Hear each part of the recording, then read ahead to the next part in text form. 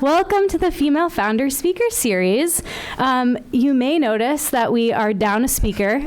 We will get to that in just a second, but luckily we have two absolute powerhouses with us tonight.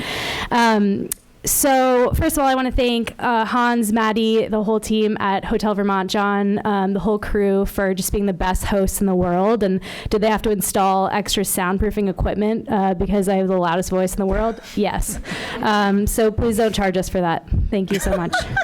Also, thank you to the Media Factory, who is an awesome team that's going to film the event so that the folks that can't attend in person can view it, so it's accessible to all. So we will have that in a couple weeks if anyone wants to rewatch the magic, because who are we kidding, right?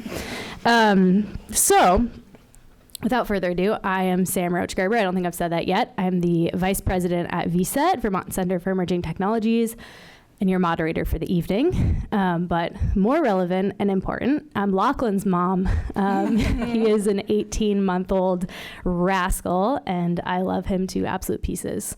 So for folks who might be joining us for the first time, just so you know, VCET is a nonprofit organization that helps entrepreneurs and innovators around the state start, scale, and fund their businesses. And we do that through one-on-one advising, programming, and investing. So if you are a business owner, we would love to hear from you, or if you're an aspiring business owner, we'd love to hear from you and help you and do whatever we can to help support you. And I see many of you already here, so really happy that you're here. Let's see. So we started the Female Founders Speaker Series in 2016, and since then, many women have come up to me. When I say many, I don't want to exaggerate. I'll say like two hands at least of women have told me that they started their business after they came to one of our events. And that is our measure of success. That's why I keep doing this, and you guys keep coming, so we're just gonna keep doing it until one of those things stops. So thank you for allowing us to continue doing this, and for our amazing speakers that say yes, which is just the best. So 7 years we've been doing this. My life has changed significantly in 7 years. I do these with far fewer hangovers, which is great. I'm kidding, Dave. Relax. But also, I've become a mom. So my son, like I said, is 18 months old, and that by far is the best thing that's ever happened to me, and also the hardest. And since I've become a mom, obviously, we've done a number of topics over the years, and motherhood seems like a very obvious one. And I think Dave might have suggested it maybe last year, the year before, and I was hesitant. I said no. And I said no for a couple of reasons. One, it felt, really sacred, right? It's not just a topic. It's so much more than that. And I felt like I was not doing it justice just to throw a event title on there and call it Motherhood. So that was the first reason. The second was, how the F am I going to choose speakers for this? I'm looking at so many amazing moms and business owners right now. But I mean, these two are just absolutely amazing. So I'm thrilled, but that was a really hard choice as well.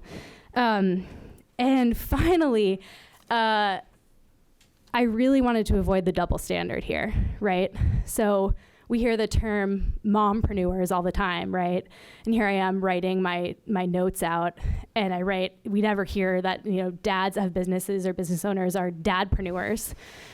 Literally, my notes autocorrect dadpreneurs and not mompreneurs. I was like, are you freaking kidding me right now? This is exactly my point. So with all that said, the irony is that Karina Hamill reached out to me. You might notice that she's not here tonight, and that's because her kid had a COVID exposure. And so she's not able to make it. But she was like, well, this is ironic, but I can't come tonight. But Karina reached out to me and she said, hey, if you ever do a Female Founders event on motherhood, I'd love to be part of it. I think it's super important. Just let me know. It was like a 1-sentence email, and that's how you get me. I love a good 1-sentence email, right? And I was like, damn it, she's right. And I wanted to have Karina forever as well. So I was like, all right, let's do this. And then these two, I was like, obvious, got to have them here. And so I'm just really psyched to have them all here. But Alyssa sends her best. She's super bummed, but I told her we will come back and we will have you for a different event. So who knows? We might end up having Motherhood series alone, and we'll have 7 years of events on motherhood. So anyways, thanks to Karina for making this happen. Super bummed she can't be here tonight, but if you come across her work, she's awesome. She's done a lot of work with Let's Go Kids. Her company's called Bivo. They make these really awesome metal cycling water bottles. So check out Bivo. It's BIVO. So thank you to her, because we wouldn't be here if she wasn't reaching out and giving me the kick in the ass that I needed. So without further ado, I have two amazing friends here tonight. And I said, do we need to get an emergency third speaker? And I was like, these two? No, we'll be fine. We have plenty to cover. So why don't we just start by each of you just saying your name and in a sentence, what your business or businesses do. I think you should start first because mine will be awful. Sure. I said a sentence, Mieko, okay? A sentence. Dang.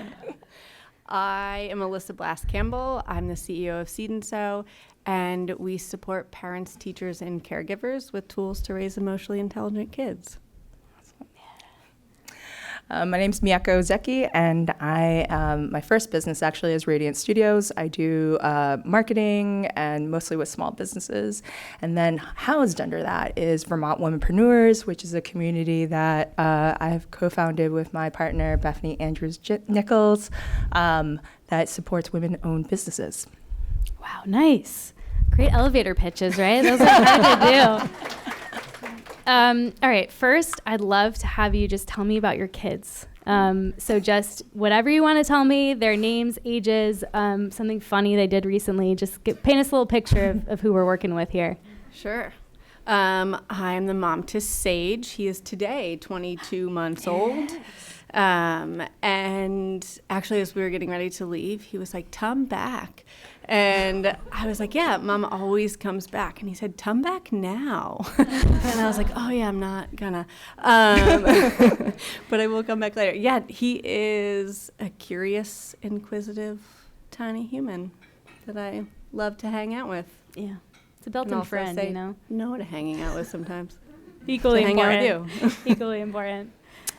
So my daughter is 7 years old and sitting here in the audience. And her name is Naomi. And wow, because see, there's so many fun things. But one of the fun things this weekend, we went skiing with her. And while my husband and I were like, "Oh, we gotta slow down," my husband's adjusting his boots. And I'm trying to follow her. And then I realized she just went French fry and was way more than a quarter mile. And I'm like, holy moly. And I'm like, I had just gone in racer mode and I still couldn't catch up to her. Dang. But she loves it. And I also love how she's just into it. And then she's like, "More powder, please." Yes. All right. Well, Naomi, I need a ski lesson from you because I still can't French fry. I'm too scared. So what came first, your kids or your businesses? My business. Business. Yeah. Business. Okay. Awesome. And both of you are founders. You started your own companies. Is that something that you always wanted to do, or did you kind of stumble into it? I don't like being told what to do. So a little bit, probably yes. Uh-huh. But I wasn't I'm going to be an entrepreneur, you know? I just continued to not like being told what to do. And I really don't like broken systems. Mm-hmm. And I found myself in them time and time again as an employee. And yeah, just wanted to create my own. And was that education? Correct. Yeah, I was an early childhood educator. My master's is early childhood ed. Okay. Yeah. And did you start teaching right out of school? I was a live-in nanny in New York City, teaching preschool. So the kids were school-aged. And then I would teach preschool during the day, send them to school, teach, pick them up. Yeah. Wow. It's a long day. Yeah. It's a long day. It was a long day. And so what about teaching pre-K in New York City school system, I assume? Sure. What was the piece of it that was I need to change this, and the way I can do it is by starting my own business? Yeah, it wasn't then yet. Okay. I then moved to Boston and continued to work in childcare, and was a director of a center, and then got to the point where I was at this deliciously resource-rich childcare center, and the systems were still broken. And I found myself working in a system that wanted me to foster social emotional development without the tools to do so. And we all, every teacher, every head teacher at that school had a master's in early ed, and we still weren't given the tools to do so. And so I co-created a method. We researched it across the U.S. and a book coming out this year on it. Oh, yeah. When does your book come out? October 17th. Okay. Yeah. Can we, like, is it a pre-sale situation? Not yet. Okay. You're going to let us know. Keep you posted. Okay. For All right, sure. we got to blast that. Yeah. But it just like started this journey where I was like, this isn't what I needed. So dove into the research and created it. And then from there launched. I mean, while I was doing research, couldn't talk about it. But right after the research was done, launched Seed. So given that it obviously is a passion project, something you care deeply about, something you wanted to solve, did you look at it as like, okay, this system needs to change and I can monetize it? Or was it like, okay, I'm going to build this thing, and then someone was like, hey, dummy, you should get paid for that? For sure. Yeah. Yeah, no, it wasn't a like, I can monetize it. It was like, I need to get this information out into the world. And then I was like, how do I get paid to do this so I can only do this? Right, because you're teaching full-time when you started, Correct. I assume. Yeah, Yeah. and probably for a lot of it. Right. Yeah. Yeah, for the beginning part, I was teaching full-time and then just realized like if I really wanted to do it, Yeah. I needed to be able to do it full-time. Yeah. And so the business part of it, I guess, came second. Okay. Yeah. Mieko, let's talk about Radiance first. And you've had such an interesting career, and you continue to. I mean, I'm like, how many jobs do you have right now is usually my question to you.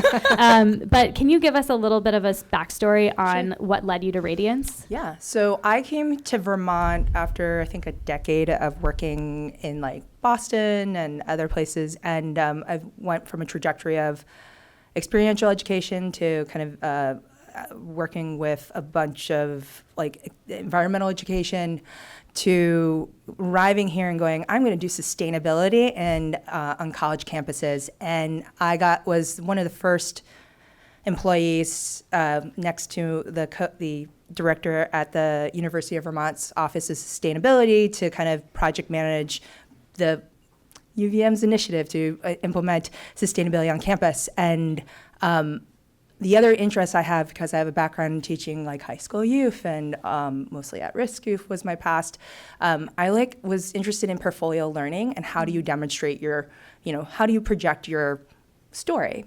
And over time, I was teaching workshops under the guise of while I was working at UVM, and at one point my boss was like, we don't pay you for that. You should do something different, like start a business. So I was like, okay, I'll do that. So I looked up like, how do you start a business? How do you write a business plan? And coincidentally, Vermont Small Business Development Center had a workshop on how to write a business plan. So I started from there. So that was 2013. I got my LLC going, and I just kind of kept it in the background while working full-time for other people, cleaning up messes. I like to say that I am the Mary Poppins of organizations. I like to take messy messes and make them into neat organizations that hopefully are profitable and also don't stay in the red. So that was my past. I think every time I've interviewed for a job, they sense that, and then they hire me, and then I'm burned out, and then I go for another place. So at one point, my last full-time job was working as both a program director and a marketing director for Yes Tomorrow Design Build School, and I hit my limit. I was also 1 year into being a mom, and I just basically was like, I'm done commuting to Waitsfield from here. If you know, I just actually did that today, going to Sugarbush.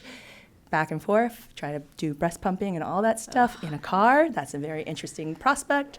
And I was just like, I'm burnt out. I can't do that. So that was my last full-time job. I have worked for other people, but now I'm full-time, fully on my own. Yeah, congratulations. That's awesome. Yeah. That's pretty quick. I mean, starting in 2013, that might not feel that way, but that's It's a pretty blink awesome. an eye. Yeah. So I want to talk a little bit about being a mom and going back to work. And you're both entrepreneurs, but you've also worked with other people, and so one thing that maybe Dave, plug your ears, that I didn't realize coming back from maternity leave is how I don't care about my kid. I don't care about anything as I do care about my kid. I care about him. I don't care about him at all. Does anyone want him? No, I don't care about anything as much as I care about my kid. And like coming back, I'm a very logistical person. So I was like, okay, built-in time for pumping, like scheduled meetings, like got my space, got this. Okay, commute's going to take me this long, drop-offs at this time, pickups at this time. But no one prepared me for just not caring about anything as much as I cared for my kid. And so, you know, my poor coworkers at the time, Dave, and I think it was Phoebe and maybe a couple others, who were just like, you know, talking about this topic that apparently was relevant to me before I had my kid. And I'm just like, oh my God, I don't care. Why are we talking about this? And just like, it took me like a few months to like even get back into the headspace of being like, yeah, like you don't care as much about your kid, but like, it's okay. You still have to care about it because other people do. And like, you need to like have the business move forward. And like, it does matter, like just at a different level or whatever. So like, for me, that was like a total slap in the face. Like I had like this moment before I realized, you know, just the scale of things had to like kind of settle differently in my brain. But I had this like panic of like, was I really bad at my job before? Like, am I really bad at it now? Did I care before? Do I care now? Like, who am I? And so that for me was like, holy shit. Like, I just had no idea. So I'm just curious if you all had that feeling, and like, if so, like how did you cope for that? And maybe what would you have done differently if possible? I almost sold Seed in that first year. Yeah. Same. I was just like, I don't care. I don't care about any of it. And was real close to selling Seed. And we're a team of 10 at Seed and mostly moms. And so like they get it. And that was lovely. And my number 2 and like go to for all rationale when I'm like, I have this awesome idea. And she's like, yeah, great. Let's put it on the shelf. And I turned to her and I was like, I think I want to sell Seed. And she was like, totally. That makes total sense. Let's give it a year. And if at Sage's first birthday, you want to sell Seed, let's go after it. And I was like, okay, deal. Great. Like I needed that timeline. Totally. And I was like, because obviously at a year, I'm still going to want to sell Seed. And then we got there and there was a shift for me. Like after that first year, I was a nursing parent. He never once took a bottle. I now own like every bottle in my basement and anyone ever needs one. And did all the things, whatever. He never once took one. And so it was challenging. I mean, there was a lot of like, all right, I do a lot of presenting. We have a podcast. I'm live a lot. And it doesn't go great as a nursing parent, especially when they're like 9 months old doing gymnastics as they nurse.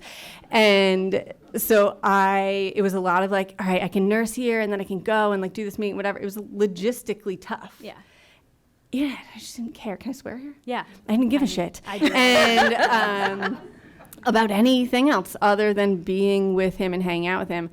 And so, Erica talked me off that ledge. She got me to a year, and then things started to shift. And I was like, oh, this is how people have other kids. Right, yeah. Right, because I got to a year, and I was like, oh, I could run it back. Then we got the book deal with HarperCollins, and that was also just like a shift for me. I kind of like needed that little like burst of something new almost to work on.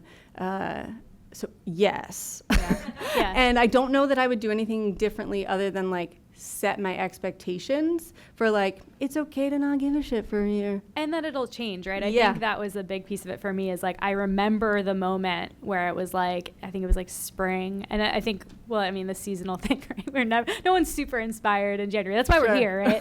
Trying to get you inspired. Or maybe like February. I guess January you're doing like the New Year's thing. And then February, everyone's like, get me out of here. But I do remember that moment of like, oh, actually, like I do care about this now. And I am going to be okay. Yeah. And this is a new thing we're going to do. And I'm motivated to do it. Yeah. I would just say, like, I think we lucked into having childcare, so that is a huge shift. Like, so first off, like, it is your body, like, it's all of your body, your emotion of like the logistics. Your body is a whole nother logistics. Like before, you're like, I just go take a shower, I'll just do this, like just get dressed. It's no, I gotta get showered. I need to make sure I pack this other human being's everything. And like, if you can get through those logistics, I mean, like the logistical brain's on like a heightened level. And I remember though, like at childcare, I was just being like, the first time I dropped her off, I was like, I felt guilty, and I was like, oh, like, am I doing the wrong thing? Maybe I should be that stay-at-home parent. And then I'm like, but then it got easier, and I'm like, wait a minute, I have time. Yeah. I can do 9 to 4. This is amazing. And then the next year I saw other parents, and I saw that moment on their face being like, did I do the wrong thing? I left my child with other people, it's not me. And I'm like, and I give them this look going, walk away, past the parking lot. It will be fine. You will be okay. Believe me, this is the result of the other side looks like. And I think, it is. But, like, I will say now, as with having a 7-year-old, the logistical wins of, like, I've got it down packed with the food. I've got it down packed with packing, try getting the kid out the door, blah, blah, blah. And then you're like, I could do these other things incrementally. It feels like you're doing, like, I don't know, like some kind of the game of life for sure. But, like, you're just moving forward and passing Zoom. So I think it's the things of, like, just trying to find the balance of, like, it's your body is the thing doing a lot of stuff. Once your body doesn't have to do those other extra things of, and it's a good thing. You're nourishing your child, and it's a logistical thing that is still, our buildings and our office setups are not set up for moms. Yep. And it's still a long way we're going. Totally. And I think even if you're not breastfeeding, like you talked about, like packing the kids, like you still have to pack all the food, and you still have to empty it and put it in the dishwasher at the end of the day. And their favorite food. And then it's their favorite food, but then the next day it's not their favorite food. And it's the thing that they can tolerate, and it's the thing that they love this week. Exactly. Yeah. And we have amazing childcare, and I feel so lucky. I literally the second I found out I was pregnant, I was on every list in the state essentially. I'm like, I'll drive 2 hours to commute. I don't care. Turns out I do care, but we were super lucky. We got a spot with amazing people, and the things that they don't tell you, right?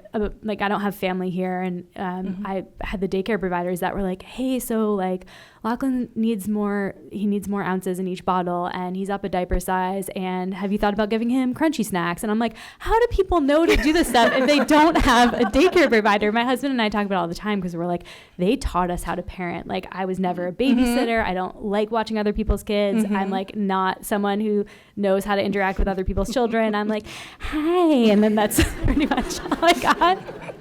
So it all felt, I wasn't Alyssa going into this. I was very foreign to me. I literally had one babysitting gig when I was in 6th grade, and it was quadruplets. Oh no. That's not one. Yeah, that's a 1 to like 1 to 4. It literally scarred me for life. Fair. Fine. But all that to say, like, the resources, right? Like the other women who have been through it is so important. Like, I remember early on, I wish I could remember who it was, but like some mom was like, hey, you don't have to wash all your pumping parts in between. You can just put them in the fridge. And I was like, I love you so much. What the F? Are you kidding me? Like, truly saved me like 45 minutes. Like, and which, when you're trying to respond to emails and have meetings and like whatever, like impromptu chat, like game changer. So like those little things were huge for me. Was there anything, I know we have some expecting moms in the audience, like, is there anything like that, like any logistical thing that you were like, oh yes, like I wish I had known this beforehand? I will say one thing, like the thing, when if you get married, you're like, there's so many industries just suddenly come out of the woodwork, and you're like, you need this, it's 10 times worse with kids, because now you're like, especially as parents, you're overwhelmed with all these things and all these different, devices and things that will make things easier. And I actually lucked out. I had a colleague from mine who sent me this list at all these other professional women who like added onto it of like, what do you get? Like what you should get like when you're pregnant, like here's what you should leave with that is free from the hospital. Make sure you take it. Like a whole list, and then like everything like the first few months of what diaper cream, and like it was the best, like better than Consumer Reports. Like this was like guaranteed. Everyone gave you advice, and it really narrowed like me having to think of all the different options. And I always say, if you find, like, I'm happy to give that list. Every time somebody tells me that they're having a kid, I'm like, you need the secret list. You sent it to me. It was a game changer. Yeah. It was, and it's so like, it's the thing I love about it is it's like kind of a messy document, right? It's like, you know, like MO, like this highlighted, like this one, like bolded. And it's just like, there's so much love and so much like knowledge put into it. And I think that's what it's all about. Traveled from like, I think Massachusetts to DC back around. So that document's gone. It's a good one. Yeah. Don't assume your kid can take a bottle, first of all. Seriously. That was like so ironic because I've been toddler for so long and taught so many kids to take a bottle, and I was like, I can't do that with my own. And I even dropped him off to an infant teacher friend of mine, and I was like, I'm gonna go to the dentist. Here's 5 different bottles and a bunch of milk. And I came back and she was like, I've never seen this before. And I was like, I hate that answer. No, I honestly, for me, being surrounded by a group of humans who just consistently were like, yeah, it's okay to blow it sometimes. You know, like you're not going to get it right all the time and you don't have to have all the answers, and that you're still doing enough was like my everyday mantra that I had to come back to. Yeah. And was for me, like was more than the things or the whatever, was just like, it's okay. It's okay if all you did today was put dry shampoo in your hair and like you didn't even shower, you know, like that's okay. This whole episode should be sponsored by dry shampoo, like 100% or something. 100%. Yeah. So like that's like a great segue into a larger question I have, which is how can we, you know, we're all either business owners or employees, how can we build empathy in the workplace for parents? You know, it could be moms, dads, whoever it is, like how, like what either systematic or social, emotional things can we do? Maybe just start with little things that we can do to make the workplace a better place for parents. Flexibility. So there's so much stuff that doesn't matter that we think matters in the workplace, because right? that's like, how we've done it, correct. right? Yeah. And just the inability to think again, Adam Grant style, to like come back to it and be like, what is the point of this meeting? Does it have to happen at this time? If you're having an 8:30 meeting, get out of here. Like childcare drop off, and then, you know, just things like that where it's like logistically in the day, how can we fit things in that do make sense and make sure we don't have people showing up to things they don't have to actually show up to. How do you do that with Seed? Like, how do you, on a systematic level, you said you have 10 people, like, do you have a system in place that you check and make sure things are needed? Or like, do you have a feedback system where people can tell you, or how do you make sure that happens? Yeah. So depending on what people work in, because we have 2 different kind of like sectors of the business, we have parent resources, and then we have teacher, early child educator resources. And we have standing meetings each week that like in that department you're a part of. And then if you're in marketing or whatever, like your standing meeting, and it's each person has less than 4 standing meetings a week. And they're all during a certain time of the day chunk that like works for the people on that team. And then outside of that, you never have to, we're all 100% remote. There's nothing that is outside of that time that is time sensitive. We are not in emergency services. And I just like really believe that like, even if what's the worst, that like a website's down, like whatever, there's a dumpster fire on our Instagram, like what is the worst that's gonna happen? And like, does it really need my attention right now, or anybody's? Right. Or can it wait 4 seconds? And most of the time it can wait 4 seconds.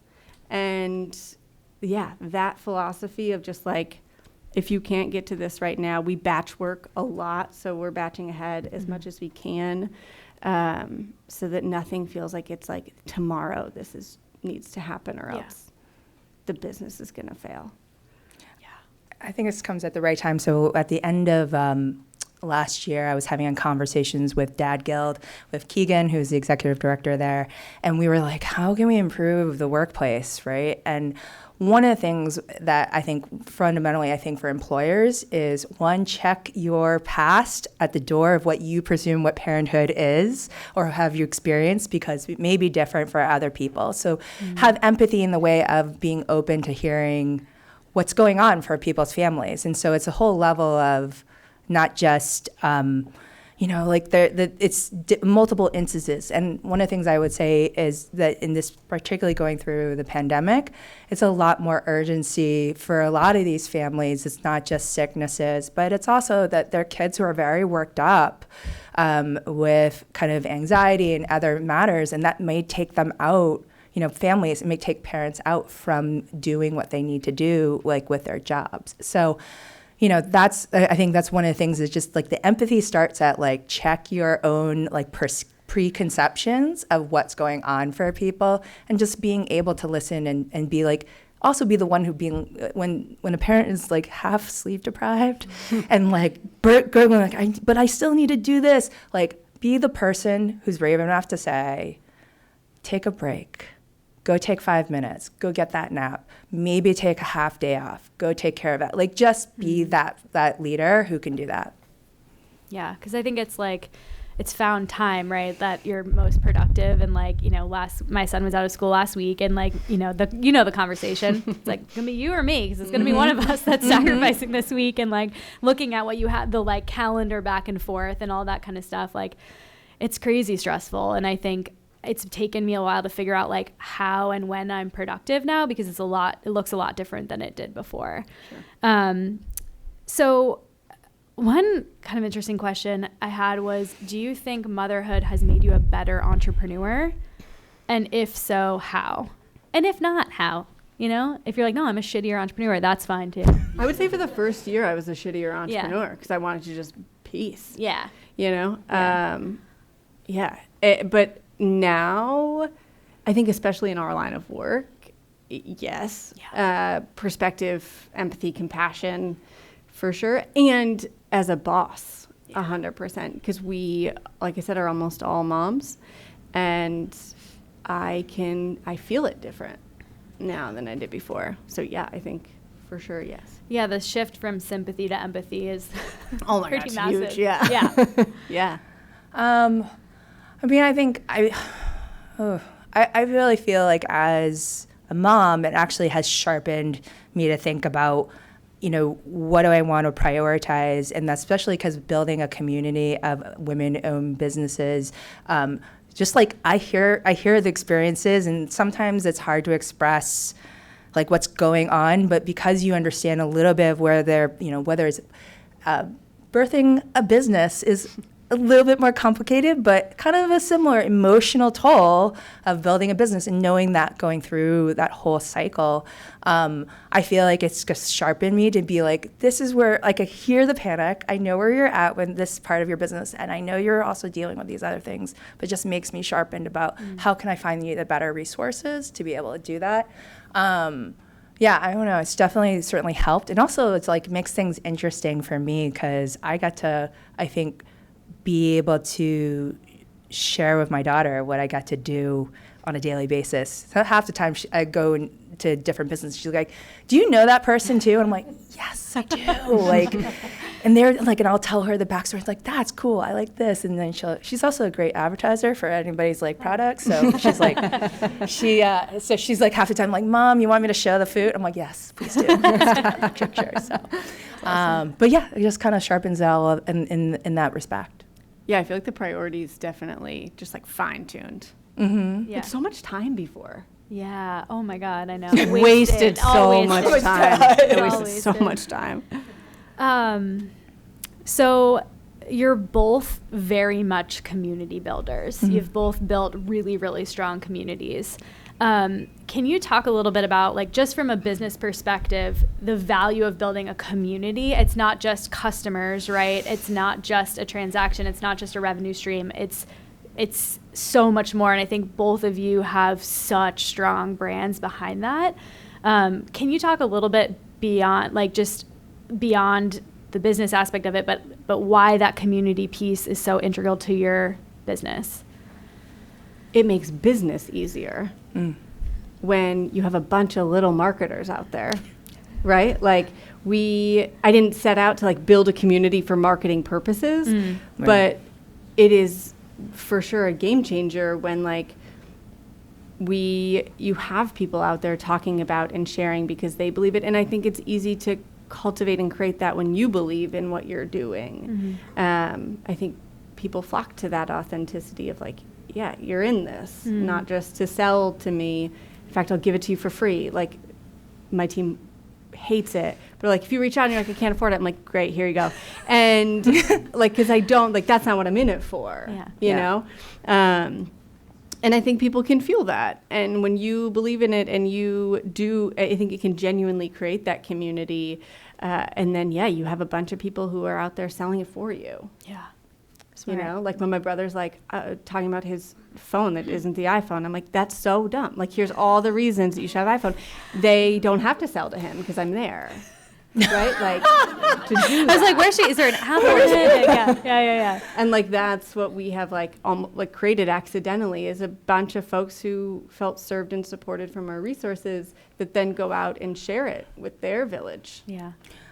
I want to say like some similarities both Alyssa and I, because Alyssa was actually in our actually our second showcase event we had for Vermont Womenpreneurs, and we predate the whole influencer build a community, like follow us on a box. It was like, no, we're human beings who are out there creating spaces, interacting with people, and so I think we came from in-person's awesome for us. And then we got put into the little boxes that you're all on your iPhones and everything else. But we come from a place of the community was built around what we were passionate about. And I know where I came from, like when I left my last full-time job, I went on a retreat and I did an assessment of like 20 years of work. And I was like, what am I good at? And I was like, oh. Like while sitting in front of my portfolio on my rebuilding my website, going, what am I good at? And I'm like, I am good at convening people, connecting them, fostering opportunities for collaboration, and then celebrating, because I love celebrating people's like small and big wins. And so that's kind of how Vermont Womenpreneurs kind of came about, was coming from more of like, we both, as you mentioned in your story, coming from a value set of this is us. And the community kind of came about because we basically facilitated those opportunities. And so I don't know, like that's what I enjoy about kind of the creation is it's not about trying to meet an algorithm. It's really about we want to connect with people. Yeah. So I want to ask each of you a little bit more specifically, but like Mieko, you and Bethany started this 5 years? It's 5 years, yeah. 5 years. Congratulations. First of all, that's awesome. What do you feel like has been most surprising to you of building this community? What is the thing that, like, looking back 5 years ago, you're like, whoa, did not think that was going to happen? I'm like looking at Bethany because I'm like, there's this moment we had. So in January of 2018, we started like at Fletcher Free Library, like just put an ad out, like, if you're a solopreneur, come and, I don't know, we're going to do this thing. We'll meet up together, like whatever. And people showed up. And then kind of like we dawdled with like some coffees. And it wasn't until Bethany came up with this idea to do a showcase. And then that showcase was so successful that we're like, oh, we'll go back to like 4 people at a coffee table. And like, and in September we came back. And I remember we were at Willow's Bagels, and it was just 30 women showed up, like, and we took up the entire parking lot. And we looked at each other and going, that worked. That's awesome. But we were just like, we were so shocked. Yeah. Because we were like, I guess this is needed. I think that was the biggest aha moment for us. It wasn't like we packed a room the first time we did a showcase, but it was really the afterwards of seeing more and more women come to a coffee meetup and wanting to connect with one another. Well, that it was sticky, right? Like you created something sticky. And I think I remember you like very early on, you were like, hey, like I'm going to do this thing because women want to talk about their businesses. Mm-hmm. And I was like, yeah, they do. Because I think in the 7 years I've been doing this, like I think I had one person that was like, I don't want to do this, as opposed to like everyone, like, 99% who said yes, love to, or like, maybe 2 that are like, oh, my daughter's getting married, but I'll cancel the wedding so I can be there. I'm kidding. That didn't happen. The last one that you asked me for, I was like, that is my due date, but we can roll the dice. Literally, it was education. I was like, Alyssa, I can't not have you for education. Like, I know you're due kind of soon. I don't remember when. She's like, that's my due date. She's like, but maybe can I be a backup, or can I? Like, still trying to figure it out. So that just tells you right there. So Alyssa, you talked a little bit about your community. What do you call it?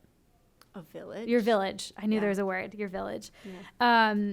You have nearly 300,000 followers on Instagram alone, which I'm like, what? Mm-hmm. I remember when we first met, I was like, oh, this seems cool. And I looked up and I was like, damn, she's legit. Like looking at all these stats, I'm like, holy shit. So I'd love for you to, and this is like a piece of advice I constantly give entrepreneurs, is build your brand, build your personal brand, build your brand as you as an expert in this thing. Like, even if you haven't started your business yet, start talking about the topic that you're interested in.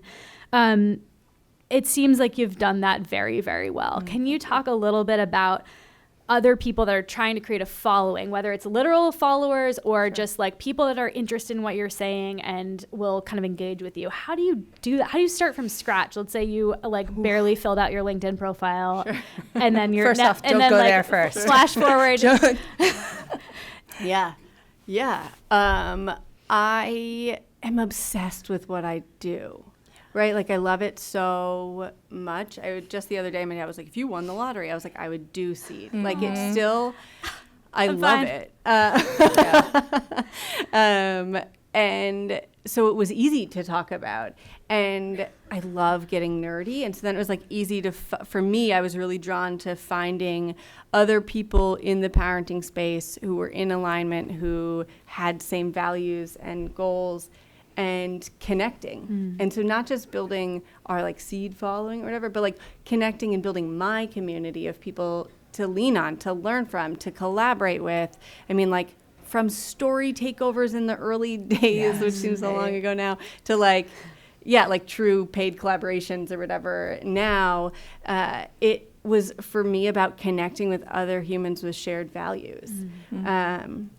I think when you believe in it and you love it, it's tangible, and people feel it and they flock to it. And they also, the other end of the spectrum, hate it. And we had to like recently, now only if you follow us can you comment on our things. So there, there's always many little fires to put out and all that jazz too. I actually do think, so for us lately, LinkedIn is huge for the Seed Cert. For our early childhood focus of things, we're working there more with like CEOs and legislators. And so they're not often following me on Instagram. But just like showing up and believing in what we do and connecting with other people. It then led to like a mom who's a writer for the Washington Post being like, can I do a feature? And like things like that. It was just like, she was just a mom who followed us and happens to write for the Washington Post. But those things all just, it just was so organic because I can't shut up about it. Did you, I love that. And that, like, don't start a business unless you're obsessed with it, right? Like, bottom line. No. But you'll sell in 4 seconds. Yeah, exactly. But did you have an ask in those early days? Like when you were connecting with someone that was awesome and believed in what you were doing? Just giving. Yeah. Okay. Yeah. Almost always giving. Yeah. Even still now. Yeah. Just today, right now, we're in the phase for the book stuff where we have to like write people that I adore and say, can you like review my book and write your little quote on the jacket or whatever. It's kind of weird. She hasn't called me yet. That's weird. And I was like, I'm just going to reach out to people that I love and adore. Sam, buckle up. And wrong email again. It's .co, not .com. All right. But again, it was just like, what can I do? Like that, the part of like, can you just do this thing for me? Yeah, not with natural. Nothing in return. So not natural, like so uncomfortable. I was like, oh, editor, can you write this for me? The like giving feels really natural for me, probably as a female in this space. I've been groomed to give. Yeah. Probably far too freely. Yeah. And, but that part served me well in the early days on the gram. It was, yeah, it's harder to ask for me. And this, just because you said it, I'm now going to jump over to your like business model, because from the stories you've told us tonight, it sounds like you've hired people who keep you accountable for the asking. Thank God. Right? Thank so, God. Yeah. But it's true, right? Yeah. Like, I think and Mieko, you work with so many solopreneurs, like, you can't always wear all the hats, right? There's certain pieces, there's aspects of your personality, things that you've been taught. Like, I think being able to recognize that, ooh, that's not my jam. Sure. You know, and like hire or get support or contract or, you know, barter with someone. I think that's the beauty of your community, is there's a lot of that happens, right? Of people that can kind of support each other. Can you talk a little bit about like early days, like going from just you to starting to scale? Like, how did you identify like, ooh, I need help and this is how I'm going to get it? Yeah, there's so much that I'm not good at, right? Like so much, or that I like don't like. You know that feeling when you're like, oh, I could bust this task out in a half hour, or when you're like not feeling it and you're like, this just took me 4 hours, and on another day it could have taken me a half hour. So I started to really map those things out of like, what fires me up, what doesn't, and then just like, what am I really, like graphic design. Not only can I not tell you like what I want, I don't even know when you show me the thing, I'm like, I don't like it and I don't know why. Like, so not my jam. And so like that was one of the things that early on I was just like, yeah, I gotta find someone whose jam this is. Yeah. Because it's not mine. Yeah. Yeah, I'm also very much a visionary, and I would have 7 billion businesses at this point if there wasn't somebody that was like, pump the brakes. And so Erica, who I mentioned earlier, will say like, yeah, that sounds like a great idea. What would you like to take off of Becky's plate to put that on? And I'm like, shit, nothing. We love Erica. Yes. We all need an Erica. We need an Erica. Thank Yeah. God for Erica. And so, yeah, for me, it was like those things. And I would say early on, it's just such a hustle and grind and piecemealing things and doing the best I could. I have no problem outsourcing. Yeah. None. Like letting go of that control, because again, I'm not good at it. Right. That I'm like, you are better at this than I am. You should be holding those keys. And so that was never a hurdle for me. It was just like grinding enough to be able to make that next hire, to outsource that next thing that needed to be outsourced. Yeah. And just sort of prioritizing like what the next hire Correct. needs to be. Yeah. I would just say, because my jam is personal branding, so one of the things I work a lot with college students as well as just professionals, and just being like, knowing yourself is assessing, like, look at your portfolio. What are the things you enjoyed about the projects you've done, and being able to name those skills. That helps, and also understanding your story. I always tell people that like assessing all you have done in your experience is a library that you're collecting in your head for when the thing like that's another situation comes in front of you and you have to react a certain way, and that your strengths kind of come out. And how do you broadcast that? Whether it's a portfolio book, which I like the old school, stick something in the sleeve, show a model of your work, explain the process, tell us more about it. Because if you know that, then you can do something like go on like a website and put your what your strengths are and what you're good at and your achievements, to then elevating it, going, how do you use something like an amplifier, which I think of social media? How do I use a LinkedIn to project to somebody? Or how do I use Instagram to get a story? Or how do I dance on TikTok to make sure everybody like listens to me? You know, like all of those things, but like at the end of the day, you know your core message. And I think that's really important for a business. Is some people are like tried distilling a business is a separate identity from, you know, its founders. But at the end of the day, aren't we so fond of founders to speaking about their businesses, who are, you know, it was their idea and the things that they want to do, like that, how they came about with their businesses. So, you know, I think it's important to understand who you are and how, especially where you're positioned in terms of leadership, what your skills are. And again, if it's not your top thing, you've eked it out as much as you can. Like you tried doing that graphic design, but you know what? Canva's not that bad. You know, if you can do so far, and then you know, well, I know some talented people. I go and collaborate with a wonderful graphic designer who has a vision, who has an edge, who has the kind of skills. Or I partner with great photographers, because I look at my opportunities of working with those photographers as how can we show off their skills, right? Because either they needed that elevation in their portfolio, they needed a different angle, they need, you know, I just create the events, If you take fabulous photos, we'll go and share them. That's awesome. So, I think the core of it is understanding what is your strengths and then how do you project that to other people. And one of the things I hear, this is actually the last couple of months at our coffees, was women saying to me, I love my business, I can do my business, but I feel really icky telling other people and promoting my business. And I hear that a lot, and I'm going, what if you just forget that everyone's here and just talk about your business the way you want to talk about your business? And I think that's where, for our coffee meetups, we have everybody introduce themselves, and I tell them, there are 3 things you have to tell. The first 2 should be easy. What's your name? What's your business? If you forget that, we understand, but it should be the easy part.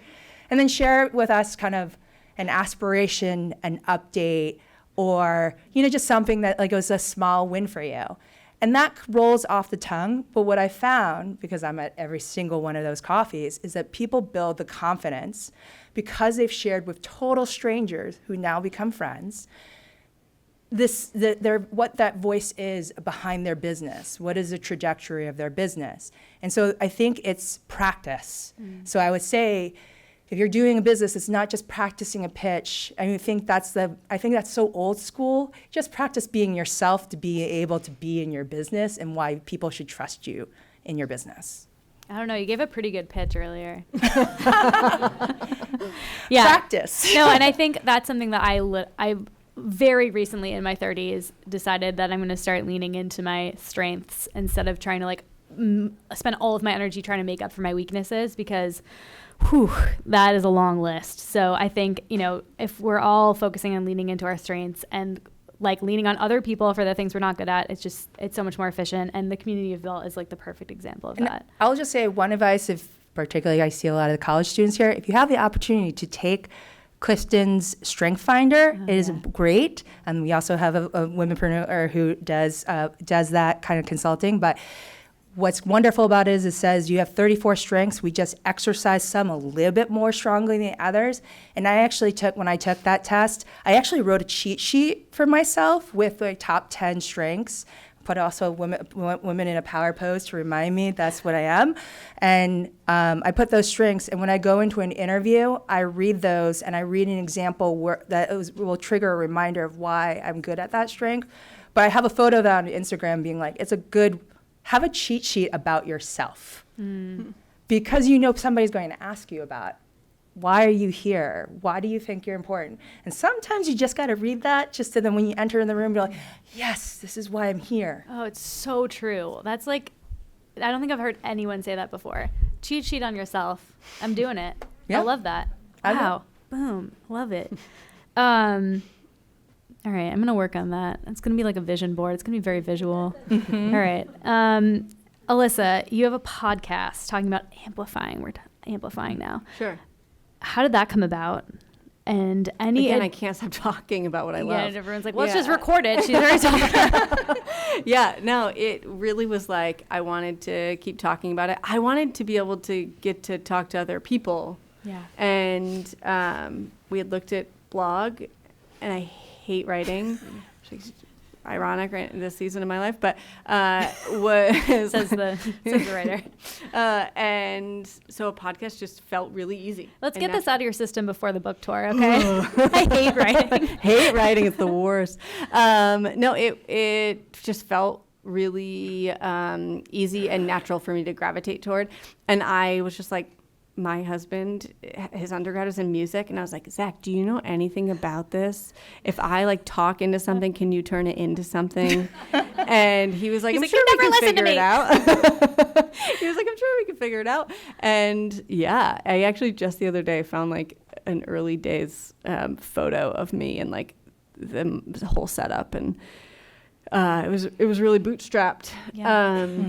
But now it just kept growing, and I've been able to interview some people now who were heroes of mine, some who still are heroes of mine, and did people get crossed? Yeah, some people wait, move down the list. Yeah, Mom, that's true. They say don't meet your heroes. No, I would say most of them stayed. Now we are getting into the dirt. Yes, spill the tea. And yeah, we actually last year, this was another like motherhood shift for me where like all of a sudden it's like, oh, no, there's a crying baby at home. And like, what does that look like? I work from home and the recording of the podcast and all that jazz and the inconsistency of childcare and a sick kid and yada, yada. And so we went and shifted. And for a year we did limited series instead of weekly episodes. And those were great for me because I could just like bang out 10 interviews and then take a chunk of time off. And there was a consistent request for weekly episodes. Yeah. And so they're starting up again now. Yeah. Coming back now. But awesome. it's been cool. And it's also a huge like brand awareness thing when we're doing interviews because that person shares, especially when we can support them with all the marketing materials to do so. They're sharing, which then just consistently grows. Yep. Yeah. So if you were starting again, let's say you were starting your podcast tomorrow with all the knowledge that you've gathered. Totally. What would you recommend for someone that's just starting a podcast? Ask the people you think that will say no. Yeah. Just ask. Yeah. There were so many people that I was like, at the time we had 0 Instagram followers or whatever when I started. And at this point, it's a little easier to get a yes because we have a platform that they feel like, okay, they're going to get some visibility from it too. But so many people, now we get asked a bunch and I almost always say yes because I'm like, sure, why not? And I think more people than not that we've encountered, it's really rare that we'll get a no. And even when it was smaller, but I was too nervous to ask. I was like, that person's not going to want to talk to me. I'm like, hi, I'm Alyssa. Will you come chat with me? And I would say like ask. Yeah. Hell yeah. Love it. That's what I did to you two, right? Yes. Mieko, you are absolutely the queen of wearing multiple hats, like for real. I'm like I said earlier, I'm like, sorry, what are your jobs right now? You're pretty good right now. You've narrowed the list. I did? I don't know. I feel like you had like 10 when I first met you, but I could be wrong. But obviously, your kid always comes first and you're so wonderful at ensuring that she knows that. And, I know this is like a really hard question to answer, but like just any tips on just balancing motherhood and work, like anything that, you're a little further along than Alyssa and I are, like anything that has really just made everything feel a little bit more attainable. Yeah. So I'm just like gonna recently said scrap the word balance. It's not ever a balance because I think it's an illusion. So I think it's a day by day, like appreciating the moment. You can design something, but know that something's gonna change right away. And so it's an adventure. I will say this because one thing about being a business owner too and having that flexibility, you can do different projects if you choose to. So I think that's one thing, it's the adventure you choose. Do you choose one that is very consistent or do you choose one you're like, I am up for the fact that there might be many, many, many paths that I'm going to diverge from. So I think that's kind of the thing I think about. Then the other part about, particularly at this stage is self-care is very important. So my calendar, I've signed up for Calendly. It's my scheduler. I feel weird when I like check with my scheduler, which is an automated thing. But I think it's the best thing because I'm like, I know that I want to work between the like certain set of hours because my priority is self-care because then I feel much better. I'm on top of it for my clients or for people that I'm working with. So I'm like, I'm not going to work until 12 o'clock. Because I'm going to be skiing most of the time. That's my self-care. And I want to be able to be really alert by that time. And actually it makes it fun because I'm like, oh, this person reserved this block time. Every time block is fun. So that was kind of like, it's an adventure because if everything lines up, that's a win. But if you got sidetracked a little bit, there's something to be learned from it. Also just, particularly if you're like running events or different things, I just definitely know I'm like, oh, note to self, hire this other person next time, right? Or note to self, but then like, so you build in your systems to do so. But I don't know, I'm prepared. I've tried the mantra is to remind myself it's a process and it's not, and you're not going to get to perfection. Yeah. Yeah, for me, I feel like what's been working, I'm trying to get better at is just single tasking, right? Like doing one thing and being fully present in that one thing, because there are times when I just like, my kid has a runny nose and I have to go pick him up at school, and I'm like on my email, like watching my emails pile up and like, good, yep. And then I'm like, what am I doing? I can't even answer the emails right now. And so I like throw my phone and just like, okay, this is a gifted time with my son that I wasn't going to have before. Sure. So I feel like that's been something that's worked for me, at least. Yeah, I also don't believe in balance. I do see it in seasons, right? Yep. Where like there are seasons, whether it's like this week because he doesn't have childcare or whatever, like different seasons where work gets me more or he gets me more, and he's not always my first priority, and that's okay too. Like I'm here because he's not tonight, right? If he was my first priority tonight, I'm not here. And when he says, "Come back now," and that's okay. Yeah. I want him to know that I have joy and things outside of just what he brings to my life, and he brings so much joy, and that I'm a whole person outside of him too. And sorry, was that, did it get you in the feels? No, you got me in the feels. And also like literally I was going to be like, okay, one more question that like I'll let everyone else answer questions. But my question to you is literally, I'm like, okay, you're the early childhood expert in this group. Like my instinct tonight is to like apologize to my son that I'm not putting him to bed. Sure. Like that's my gut reaction. And it's a really shitty feeling. Like how can we as parents reframe that so that our kids are psyched about what we're doing and they get it, and like that, you know, I don't want him to think work is a bad thing or I don't want to be there. I love it and I want him to see that, but it's not like I'm choosing it over him. So like how do you navigate that? Constant attachment is not secure attachment. Right. And what I want to foster is secure attachment. I want him to know that I'm a safe space for him to break down to and to be vulnerable with and share hard things, and that I'll be there to support him. And it's okay if he experiences hard things and I'm not right there to support him in that moment, right? That we can foster tools for him to know that I am going to come back and that I'll be there to support him when I come back. And he said tonight when I was like, yeah, I'm going to go to work. And I asked him, like, what does mama do for work? And sometimes he'll say, write a book. And but tonight he said, learn, feel sad. And I was like, yeah, people are learning what to do when they feel sad. And he was like, teach. And I was like, yes, I'm teaching people like what they can do when they feel sad, when they feel mad, when they feel frustrated. And I believe that work's really important.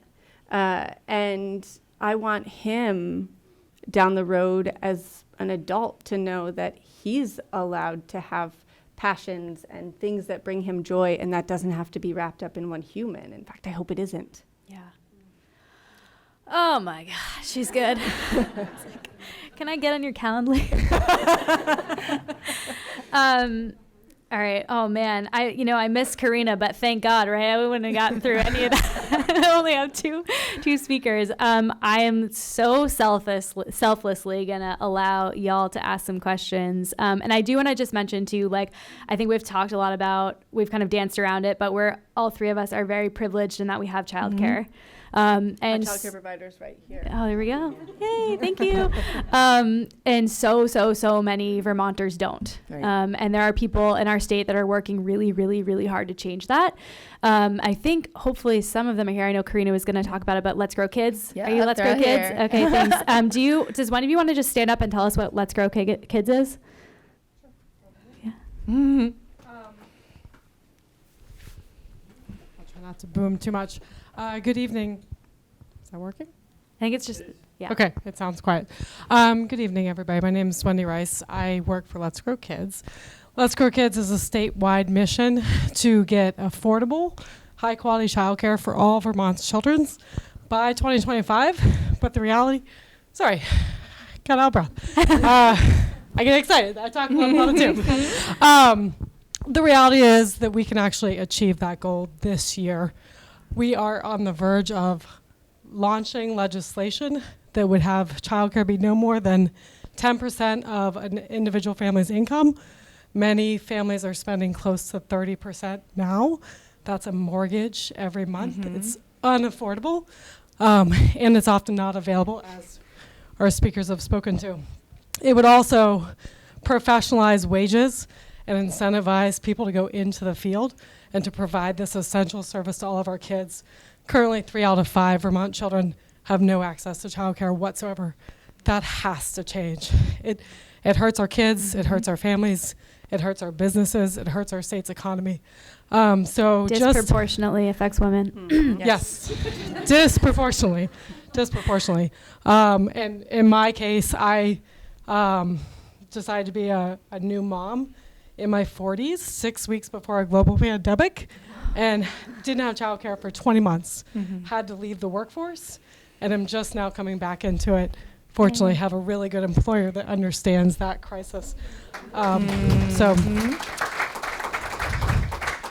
I would say if you want to get involved, the time really is now. Literally in the next few weeks, this legislation will be launched. We just released the financing study of how we can actually pay for it, so the legislators are digging into that. So you can sign our petition, you can volunteer, you can write your legislators. If you're a business, you can endorse the business. If you want to connect your employees to our mission, talk to me afterwards and we can talk about partnerships for your employees. There's a lot of ways to get involved and we can change it. No worries. Awesome. Thank you, Wendy. Thank you for this space. Yeah. And there is a great pitch, businesses, all right? And I was going to say, though, 4 years ago, Let's Grow Kids interviewed me, and one of the things I think employers should understand, and I know that, like, a lot of us are transplants to the state. So one of the lines, I think the headline that wrote out of that whole interview was, "We don't have a village." and because reality is that's a lot of us, my mom just traveled 5 hours to be here, like, for my family. And so that network is so fundamental for all of us to thrive. Yeah, that's how you learned how to parent. Yeah, right. For real. Like my kid would be Exactly. wearing really weird stuff. He would be so hungry. Like, thank you, childcare. Questions for our speakers? Don't be shy.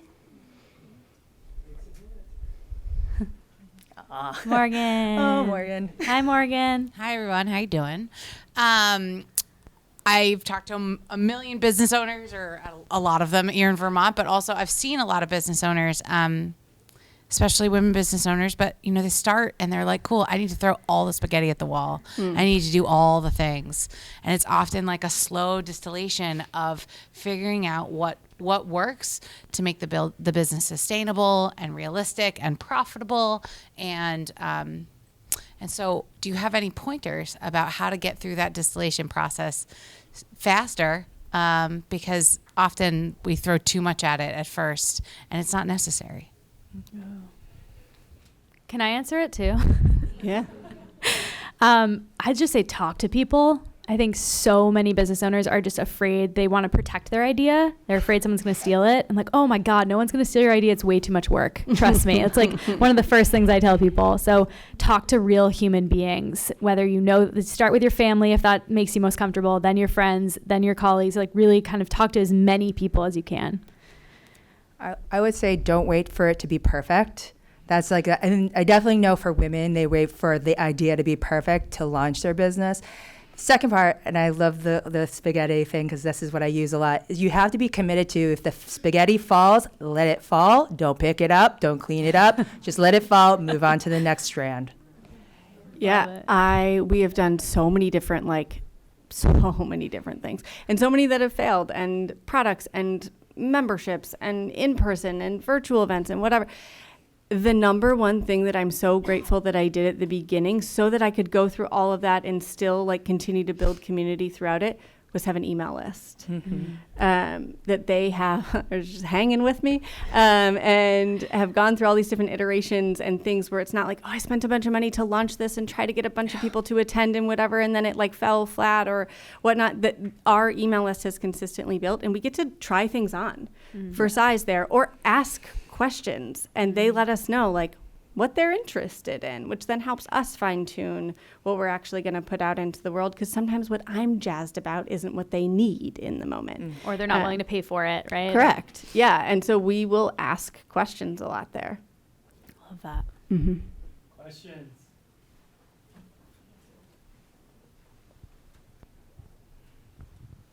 So a question would be, how would you measure success? And I know the dry shampoo, I remember vividly My first child, my children are much older now. But when my husband at the time came home, I would say, I took a shower. That's a huge win. Yeah. That was big for me. Yeah. Game changer. Yeah. So how would you measure success so that you're not setting yourself up for failure, I guess would be my question. Sure. Mine comes back to like enjoyment. And it doesn't mean that I'm always like, this is my favorite job and I love it. In fact, depending on where I am in my cycle, I'm like, burn it down. And then I'm like, this is the best job I've ever had. So allowing that ebb and flow. But for me, it's like, is it still filling me up? And there also, it can be like, is it paying the bills as well? And those sorts of things too. But personally, for me, like I could make $7 billion, and if I wasn't experiencing joy with it, it's not worth it. And I'm not making $7 billion. Not yet. Not yet. Thank you, Sam. Buy that book, October 17th. My quote will be just front and center.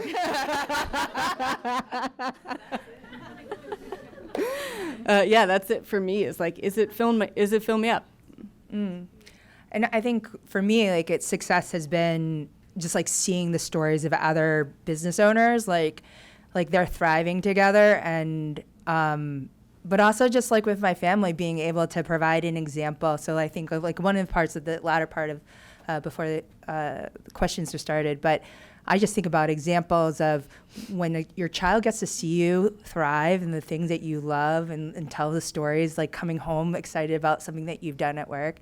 It really does radiate for that child. And I'm going to give an example. So in my daughter's class, this second grade, they came at the end of the fall, they came up with an imaginary store. The teacher let them have time, and they called it the paper store.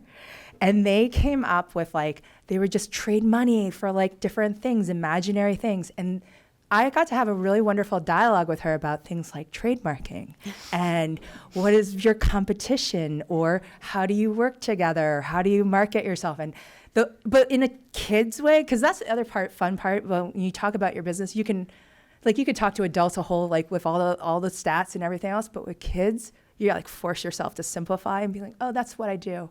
Right. And and it's those simple things, but I love that, when she got into it, I actually wrote a card to her, her teacher going, thank you for letting them have this time to do this. They don't necessarily know about trademark, embargoes, they don't know that stuff, but I think they're learning something, but it's good. Thank you for giving that time. Yeah. I think too, measuring success is different for every business and for every person. And so I would say measure less. If you try to start measuring too much, then all you're going to do is be obsessed with metrics and stuff.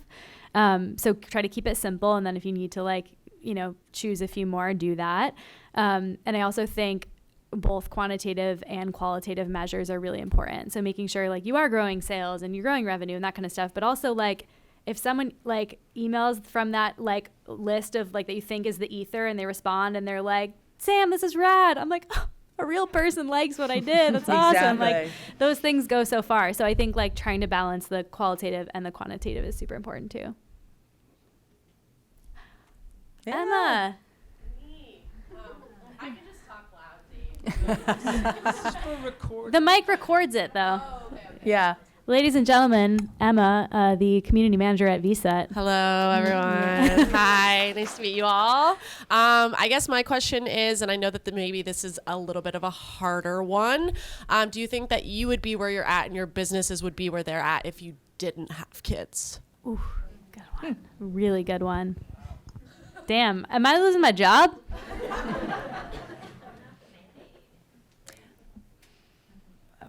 I would say yes, because the need's there, right? So with or without kids, there are still women who need this sense of connection. And if you haven't heard of the This Way Up survey, that is surveying women-owned businesses through the Women's Fund, that is one of the top needs that is asked for, is cool, I started my business, but it's me, myself, and I have no accountability. So the whole idea of needing connection is there, but there's got to be somebody who's like, hey, I'm willing to open up and have a coffee so that you guys can connect with one another.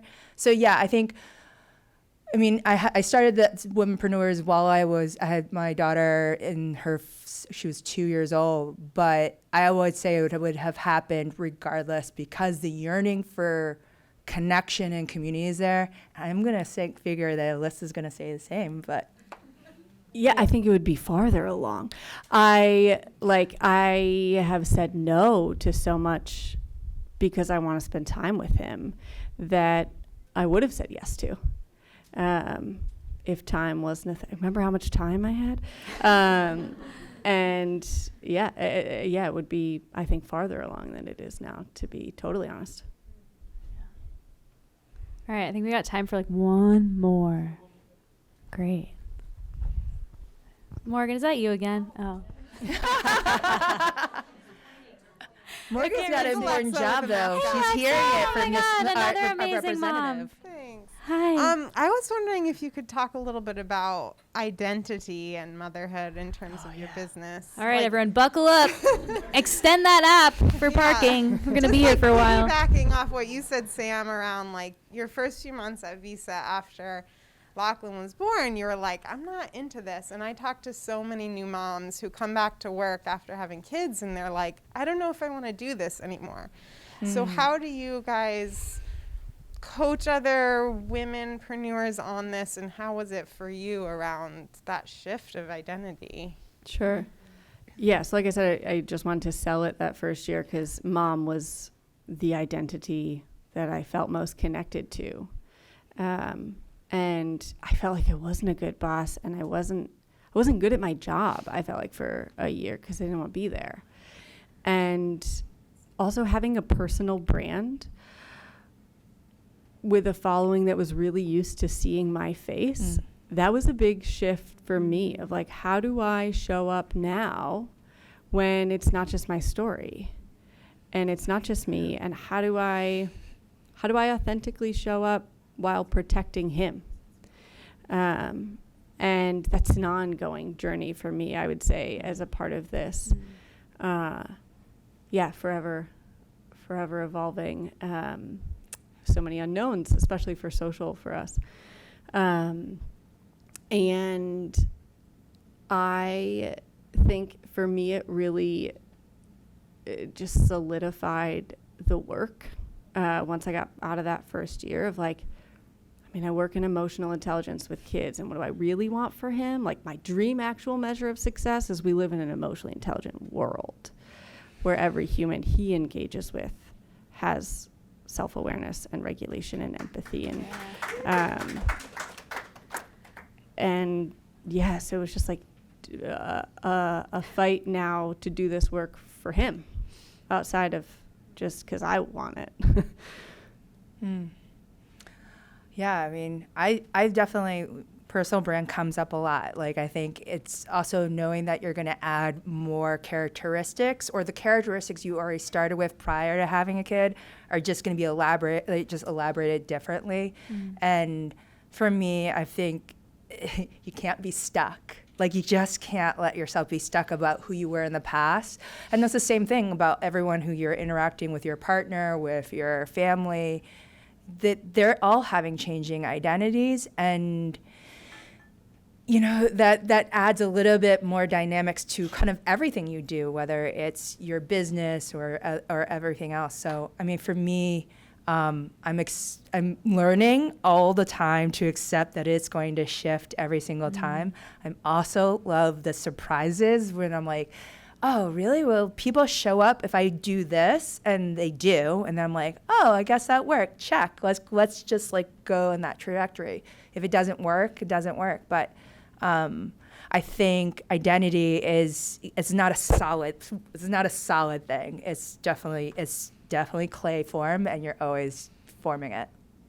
Yeah, I want to say one more thing that just sparked for me, the fluidity of it, that like, right now I'm here on the stage, and then in a half an hour, I'm going to be holding a toddler as he falls asleep in my arms, right? That like, it is fluid, and it does ebb and flow, and just allowing for that like, when I do pick him up from school and I have all those emails and it's like you never at the end of an inbox, whatever. And like, that's a part of who I am. But also when I walk in to pick him up from school and my phone's away, like, this is also a part of who I am. And there isn't one right part. It's making space for all these parts. And I think figuring out what works for you personally, it's so deeply personal. Like, I think for a while, I think you have to kind of keep your personal self at work, and then, at home, you're the mom, whatever. And for me, I'm like, poor Dave is going to see a video of Lachlan in the morning, whether he likes it or not.